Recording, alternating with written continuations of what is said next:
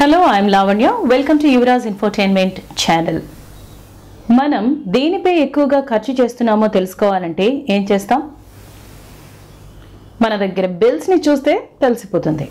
yes, వేటి మీద ఎక్కువగా ఖర్చు చేశారు, వేటిని వదిలేశారు, వేటిని కొనడానికి ఎక్కువగా మొగ్గు చూపారు, వేటిని కొనకుండా వదిలేశారు అనే విషయాలు ఇట్టే తెలిసిపోతాయి.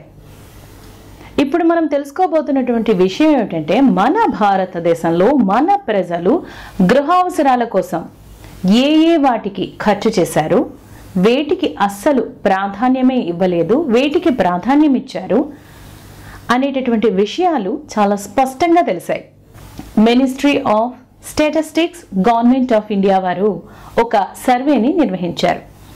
ఇది 2022-23 సంవత్సరానికి గృహ వినియోగ వ్యయానికి సంబంధించిన ఈ సర్వే యొక్క ఉద్దేశ్యం ఏంటంటే ప్రతి కుటుంబం నెలవారీ అంటే ఒక నెలకి సరిపడా తలసరి వినియోగ వ్యయం అంటే MPCE గురించిన సమాచారాన్ని పొందటమే దీని ముఖ్య ఉద్దేశం. అంటే ఒక నెలలో దేని కోసం ఎంతెంత డబ్బుని తమ శాలరీ నుంచి తమ సంపాదన నుంచి ఖర్చు చేశారన్న విషయం యావత్ భారతదేశాన్ని పరిగణలోనికి తీసుకొని గణనలను చేపట్టారు.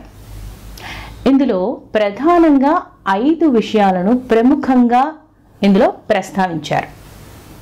అందులో మొదటిది పట్టణ ప్రాంతాల కన్నా గ్రామీణ ప్రాంతాల్లో ఎక్కువగా ఖర్చు చేయటం అనేది మునుపటి కంటే ఇప్పుడు ఎక్కువగానే పెరిగింది. 2011లో యావరేజ్గా నెలసరి ఖర్చు 1400 రూపాయలుగా ఉండేది. కానీ ఇప్పుడు 2022-23 సంవత్సరానికి నెలసరి ఖర్చు 3700 రూపాయల కన్నా ఎక్కువగానే ఉంది.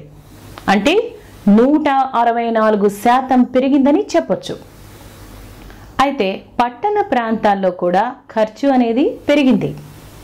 కానీ గ్రామీణ ప్రాంతాలతో పోలిస్తే పట్టణ ప్రాంతాల్లో కాస్త తక్కువగానే పెరిగింది. అంటే 146% మాత్రమే పెరిగింది.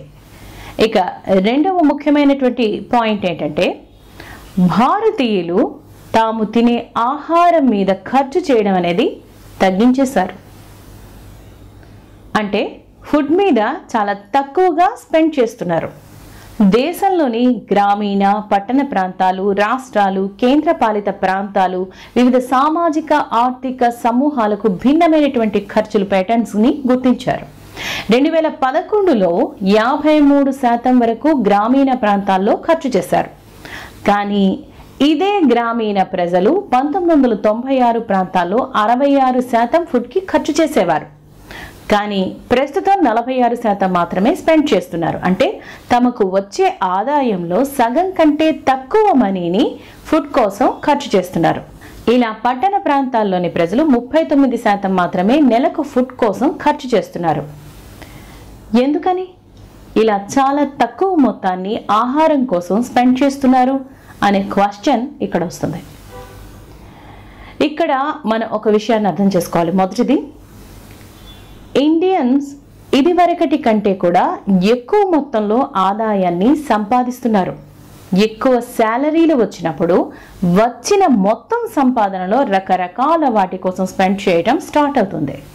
అంటే లగ్జరీ ఐటమ్స్ కావచ్చు, లేదా రకరకాల ఎలక్ట్రానిక్ గ్యాడ్జెట్స్ కావచ్చు, లేదా రకరకాల కొత్త ప్రదేశాలకు ట్రావెల్ చేయడం కావచ్చు, విహారయాత్రలకు దేశంలోనే కాకుండా విదేశాలకు కూడా గడపడానికి ఫ్యామిలీతో సహా వెళ్ళొచ్చు. కాబట్టి ఓవరాల్గా చూస్తే ఇండియన్స్ ఫుడ్ కోసం ఏమీ తక్కువ ఖర్చు చేయటం లేదు. వాళ్లకు ఆదాయం చాలా ఎక్కువగా వస్తుంది. కాబట్టి వచ్చే ఆదాయంలో కొంత పోర్షన్ అయినా కూడా చాలు, వాళ్ళ తాలూకా ఫుడ్ అవసరాలన్నీ కూడా చాలా చక్కగా తీరిపోతున్నాయి.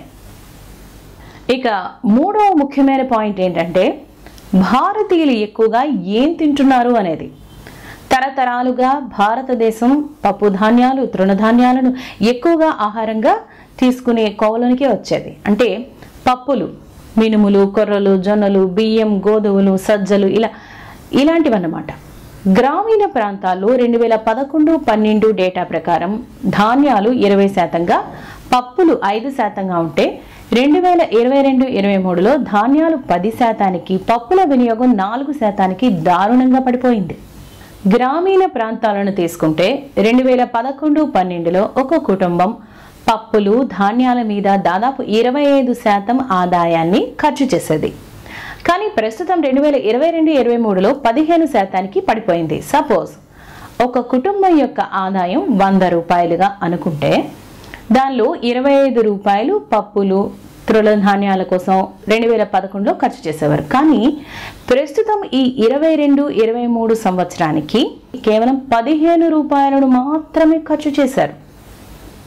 ఎందుకని ఇలా పప్పులు ధాన్యాలను కొనటం భారీగా తగ్గించేశారు అన్న ప్రశ్న వేసుకుంటే మిగతా ఖర్చులను కూడా పరిగణలోకి తీసుకోవాలంటే గ్రామీణ ప్రాంతాల వారు దాదాపు మిల్క్ కోసం 17.96% ఖర్చు చేస్తున్నారు, ఫ్రూట్స్ కోసం 8% ఖర్చు చేస్తున్నారు, చికెన్ మటన్ వంటి మాంసాహారం చేపలు వంటి వాటి కోసం 10.59% వరకు ఖర్చు చేస్తున్నారు. అంతేకాదు రెడీ టు ఈట్ ఫుడ్ అంటే ప్రాసెస్డ్ ఫుడ్ కోసం ఏకంగా 20.74% మొత్తాన్ని స్పెండ్ చేస్తున్నారు. ఇలాగనే పట్టణ నగర ప్రాంతాల్లో మొత్తంగా 65% ఫుడ్ పై స్పెండ్ చేస్తున్నారు.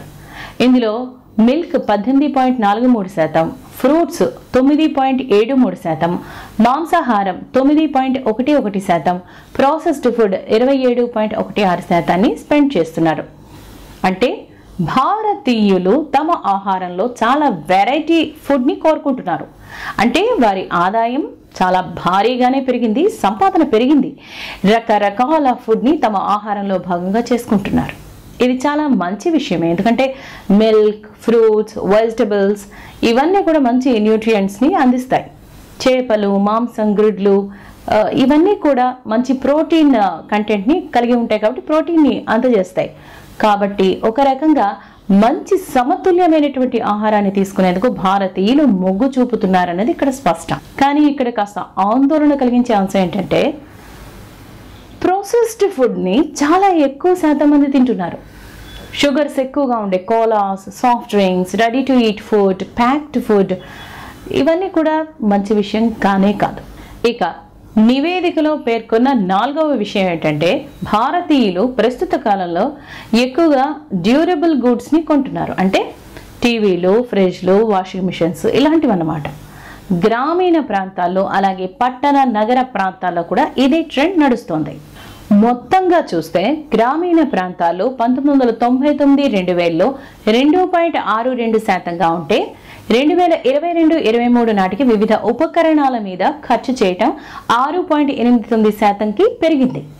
అలాగే నగరాల్లో 1999-2000లో 3.61%గా ఉంటే 2022-23 నాటికి వివిధ ఉపకరణాల మీద ఖర్చు చేయటం 7.17కి పెరిగింది. ఇలా వివిధ గృహోపకరణాలను, గ్యాడ్జెట్స్ని కొన్నప్పుడు సాధారణంగా అవి మన పనిని సులువుగా అయ్యేటట్టుగా చేస్తాయి. వాషింగ్ మిషన్స్ కావచ్చు, లేదా ఎక్కువ కాలం పాటు స్టోర్ చేసే ఫ్రిడ్జెస్ కావచ్చు ఫుడ్ని, అలాగే ల్యాప్టాప్ ఇవన్నీ కూడా మన శ్రమని తగ్గించేస్తాయి, మన టైంని ఆదా చేస్తాయి. సో ఇవన్నీ కూడా మన ప్రొడక్టివిటీని పెంచుతాయి. ఇది మంచి విషయమే.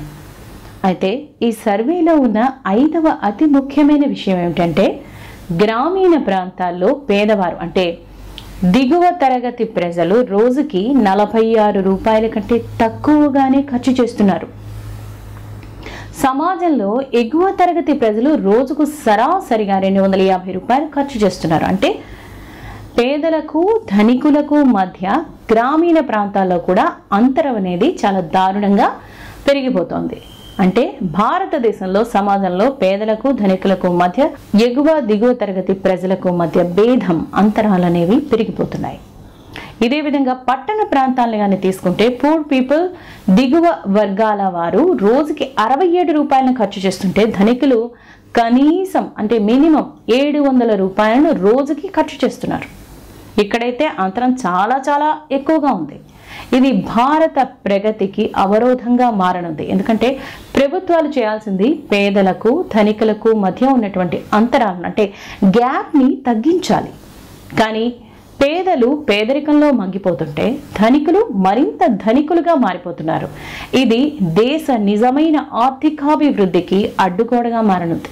2017, 18, 19లో నోట్ల రద్దు కారణంగా ధనిక పేద అంతరాలు కొంతవరకు సద్దుమణిగాయనే చెప్పొచ్చు. కానీ ప్రస్తుతం ఈ గ్యాప్ అనేది అంతకంతకు పెరిగిపోతూనే ఉంది. గత దశాబ్ద కాలంగా భారతదేశం చాలా మార్పులకు లోనైంది, చాలా ఫాస్ట్గా అభివృద్ధి చెందింది. కానీ ఈ ధనిక పేద అంతరాలు అనేది ఆందోళన కలిగించేటటువంటి అంశం.